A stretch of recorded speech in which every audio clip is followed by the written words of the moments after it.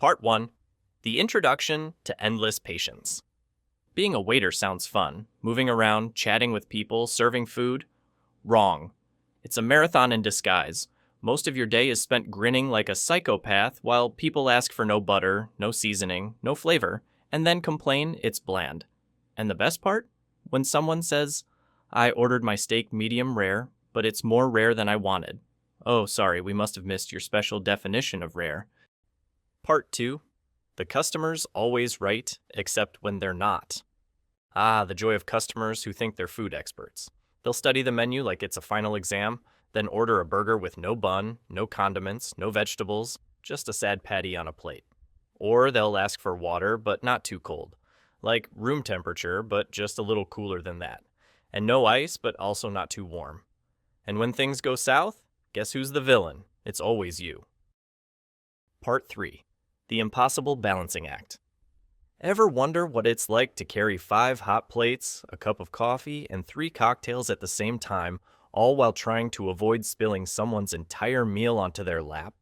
It's like a Cirque du Soleil act, but with fewer applauses and more passive-aggressive stares from the people waiting for their food.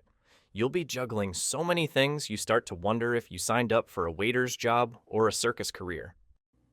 Part 4. The 100% chance of bad tips. Ah, tips. The magical currency of your dreams, given to you by people who apparently think they're doing you a huge favor when they give you $1 for a $40 meal. Sure, you ran 10 miles back and forth, refilled their drinks every 5 minutes, and smiled through their endless questions about whether the ranch dressing is gluten-free. Part 5. The Eat and Run Game. Ah, the Eat and Run pros. They inhale their meal like it's a competition, then poof, gone, leaving nothing but crumbs and your crushed soul. No tip, no wave goodbye. Think they're in the bathroom? Nope, they're already at the next restaurant pulling the same stunt. As the waiter, you've got to become part-time spy, eyes locked on their table, pretending to check water, but really just waiting for them to make a break for it. It's like playing hide and seek. Part 6. The joy of complaints you can't fix. Let's not forget the honor of receiving complaints about things you have absolutely no control over. Why's the lighting so dim? Or, the ambiance would be so much better if the lighting was more romantic. Well, thanks for the free architectural advice, but I'm just the messenger. The bread's too hard. It's bread, not a marshmallow. Why's the traffic so bad outside? Sorry, I'm not in charge of city planning. And those customers who talk to you as if they're somehow the restaurant's unofficial advisor. You should really try opening more tables near the windows. I'm sure the owners will be thrilled you've got ideas for the entire establishment's vibe. Part 7. The Feedback Trap. Ah, the joy of ratings. It doesn't matter how many smiles you gave or how you didn't drop a tray full of drinks. You're only as good as your score. One unhappy customer, and boom, your 4.9 stars drops to 4.8. All those dreams of being the world's best waiter, gone in an instant. Part 8. The Professional Question Asker. You've met them, the person who asks everything about the menu, like they're preparing for a PhD in restaurant science. What's in the sauce? Is the shrimp wild-caught or farmed? How is the lamb cooked? Meanwhile, you're praying they don't ask you what's in the water because, honestly, you don't know. Part 9. Oh, I was just kidding. And then there's the classic. The customer who asks for your recommendation, and when you offer it, you'd think you just personally offended their entire family. One turned out to be allergic to salmon suggested, the other despises it on principle. Suddenly, you're on trial for crimes against dinner. You can feel their glares burning holes in your soul with every breath you take. Part 10. The I changed my mind again shuffle. Ah, the customer who can't make up their mind. Ever. First, it's the steak, then the pasta, then a salad, and just when you think you've got it locked down, they switch to, "Oh, actually, I'll have the chicken, but with no seasoning." You take a deep breath, smile, and brace for your 4th trip to the kitchen. Just another day in paradise. Part 11. The My Kid is Perfect Parent. Then strolls in the sweet couple with their tiny tornado, the world's first, only, and obviously perfect child. He's really well behaved, they insist, as he immediately starts screaming bloody murder over absolutely nothing. You're trying to take their order while he bangs on the table like he's opening for Metallica, and you're expected to look impressed. The child isn't eating, he's just crying after turning the table into a disaster zone. Ketchup in the water, fries in orbit. The table? Looks like a raccoon went to war with a plate of spaghetti. Juice on the floor, fries in the seats, and a bread roll torn into shreds like someone interrogated it. Meanwhile, the parents sip wine like they're on a honeymoon, completely oblivious to the chaos their child is raining down on the room. You, on the other hand, are the unpaid babysitter, janitor, and unwilling victim, smiling through the quiet rage because kids eat free and tip nothing. Part 12. Free Wi-Fi, please. Ah, the classic move. Snagging the best table, ordering nothing but water, and spending hours scrolling on phone until their neck starts to question their life choices. Salute to you, water enthusiast, for your invaluable contribution of 1 glass of tap water to our business. I'll be sure to inform my boss that you came in solely to hydrate.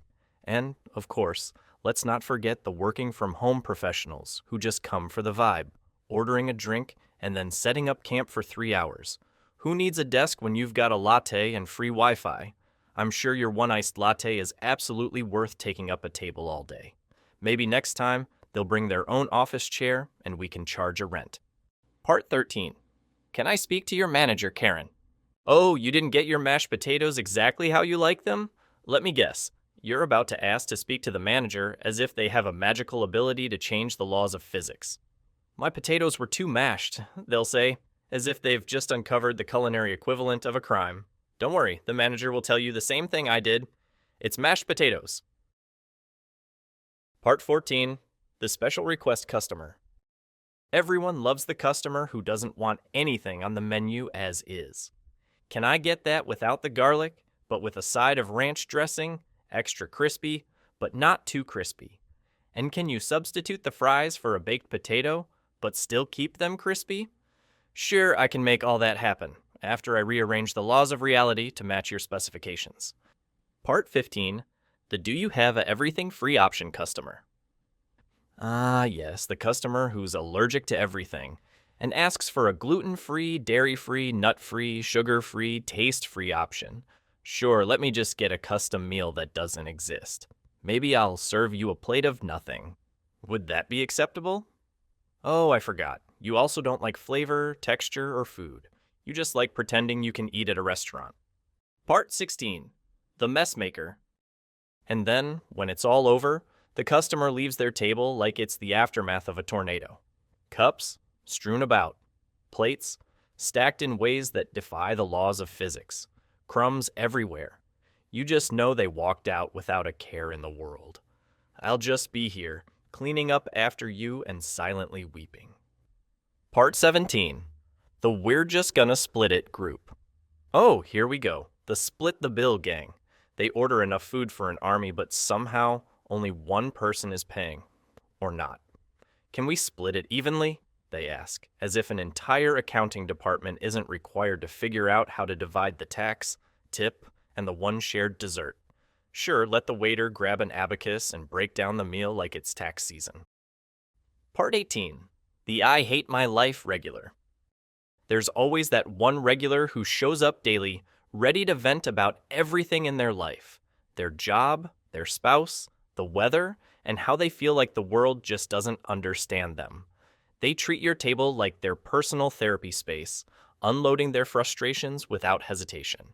It's not your fault, but you're still their sounding board, and all you can do is keep the wine coming, offering silent support as they unload. Part 19. The We're Late, but Still Entitled Highness. Oh, of course. The reservation was for 7:30, but it's 8 now, so naturally a table should just magically appear for you. Never mind the other guests who actually arrived on time and are quietly enjoying their meal. No, let's just toss them out to make room for your perfectly timed arrival. After all, who wouldn't want to bend time and reality or just to accommodate someone who thinks the world should revolve around them? Part 20. The I only eat plants but expect a full menu crew. Here they come, the plant-based elite. They come in with a sense of pride, ready to announce their dietary choices as if it's some kind of revelation. Do you have a vegetarian option? They ask. Sure, there's a dish or two without meat, but suddenly it's not enough. Can you make this vegan? Hold the cheese, add avocado, and throw in some sprouts? Sure. Here's your lettuce with avocado and sprouts on it. Bon appetit. Part 21. The Closing Time Crisis Gang. Here they are, walking in 5 minutes before closing like it's their personal dinner hour. You, on the other hand, are counting down the seconds to bed, dreaming of your pillow. But no, you're stuck playing restaurant hero while they slowly savor every bite of the feast. Meanwhile, you're praying for the sweet release of closing time.